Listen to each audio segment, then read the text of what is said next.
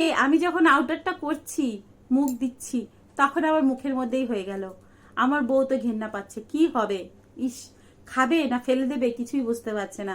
2-3 দিন হয়ে গেছে, 2-3 বার এরকম হয়েছে, আমার বউ আর মুখে নিতে পারছেন, মুখে নিচ্ছেই না। এখন আমি বড়া জ্বালায় পড়েছি। সেটা তো খেয়ে নিয়েছে, এখন কি সেটাতেও প্রেগনেন্ট হবে? অনেক কোশ্চেন। তো আজকের ভিডিওতে পুরো কোশ্চেনটা তোমাদের অ্যান্সার দিতে চলেছি, কি হয় না হয়। ফার্স্ট হচ্ছে গিয়ে, যদি ওটা মুখে চলে যায় তাহলে কি খেয়ে নেবে না ফেলে দেবে, সেটা হচ্ছে তোমাদের ব্যাপার, খাবে কি ফেলবে। খেয়ে নিলেও কোনো প্রবলেম নেই, কেন? ওর মধ্যে সাম নিউট্রিশন থাকে, প্রোটিন থাকে, আর তার সাথে সাথে অ্যান্টি এজিং প্রপার্টি থাকে, যেটা তোমাদের স্কিনকে গ্লো করে। আর তার মধ্যে নিউট্রিশন প্রোটিন থাকে কেন?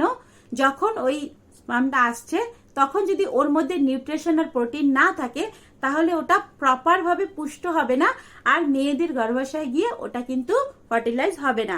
তার জন্য তার মধ্যে নিউট্রিশন আর প্রোটিন থাকে। তো খেয়ে নিলে কোনো প্রবলেম নেই, সাম নিউট্রিশন প্রোটিন আর অ্যান্টি এজিং প্রপার্টিও পেয়ে যাবে, তো কোনো প্রবলেম নেই। এখন বলছি, খেয়ে তো নিয়েছি, আমি কি মা হয়ে যাব? না, এটা খেয়ে নিলে মা হয় না। এটা তোমাদের ডাইজেস্টিভ সিস্টেমে গিয়ে ডাইজেস্টিভ জুসের সাথে পুরোপুরিভাবে মিলে আবার বেরিয়েও যাবে। তো এটা কোনো ক্ষতি নেই, কোনো খারাপ না, খেয়েও নিতে পারো। এখন বলি, আরে আমারটা তো মুখে নিতেই চায় না, কেন? ওটার মধ্যে গন্ধ আসে।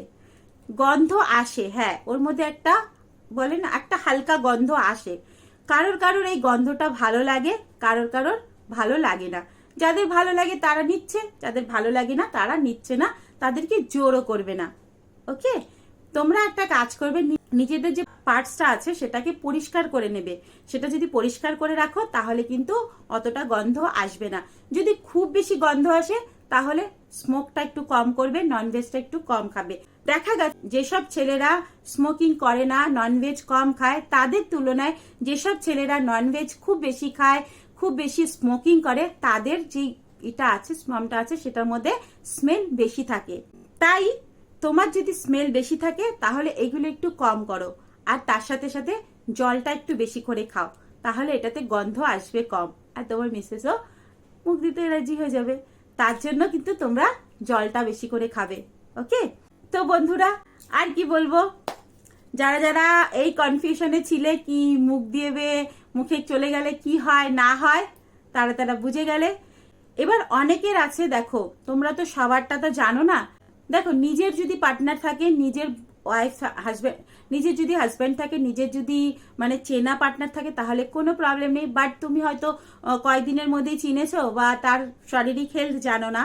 আর যদি তার এইচআইভি থাকে, তার যদি কোনো রকম সেক্সুয়াল ট্রান্সমিটেড ডিজিজ থাকে, বা তার যদি ইউরিন ইনফেকশন থাকে, তার যদি পিএর যদি কোনো ইনফেকশন থাকে, আর যদি তুমি মুখে দিয়েছো আর সেটা যদি তোমার পেটে চলে যায়, তাহলে কিন্তু তোমার ইনফেকশনের খাতরা থাকবে।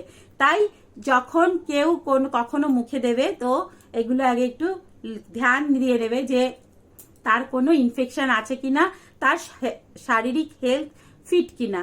ওকে, তো এগুলো যদি তোমরা ধ্যান দাও, তোমাদের কিন্তু মুখে চলে গেল কোনো প্রবলেম হবে না। তো বন্ধুরা, চলো, আশা করি আজকের ইনফরমেশন ভিডিওটা তোমাদের অনেক ভালো লেগেছে। যদি ভালো লেগে থাকে তাহলে কিন্তু লাইক কমেন্ট করে দিও, আর বন্ধুদের কাছে একটু শেয়ার করে দিও, যাতে এরকম কনফিউশনে যারা আছে তারা কিন্তু কনফিউশন যেন না করে। ওকে, তো চলো বন্ধুরা, টাটা, বাই বাই, সবাই ভালো থাকো, সুস্থ থাকো, অনেক অনেক হ্যাপি থাকো, বাই।